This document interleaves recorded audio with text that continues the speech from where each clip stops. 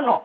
அந்த மருந்து என்ன பண்ணும், நம்ம உடல்ல உள்ள பாக்டீரியா கூட ஃபைட் பண்ணி நம்மளை ஆரோக்கியம் அடைய செய்யும். அது போல தேவனுடைய வார்த்தையே அது மருந்து குடிக்கிற மாதிரி எப்போ உடம்பு சரியில்லாதப்போ குடிக்க வேண்டிய மருந்து கிடையாது. இது தேவனுடைய வார்த்தை.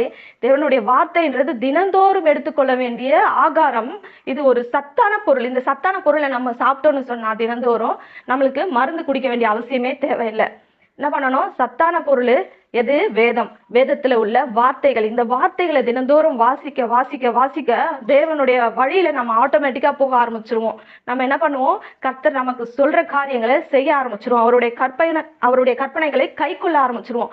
அந்த சமயத்துல நமக்கு இதெல்லாம் ஒண்ணுமே இல்லை. இந்த பஞ்சம், பட்டயம், கொள்ளை நோய் இதெல்லாம் நம்மள எதுவுமே செய்யாது. கர்த்தர் நம்மள அழகா அந்த இடத்துல இருந்து அந்த மாதிரி காரியங்கள்ல இருந்து விலக்கி நம்மளை காத்து நம்மளுக்கு ஆரோக்கியம் வர பண்ணுவார்.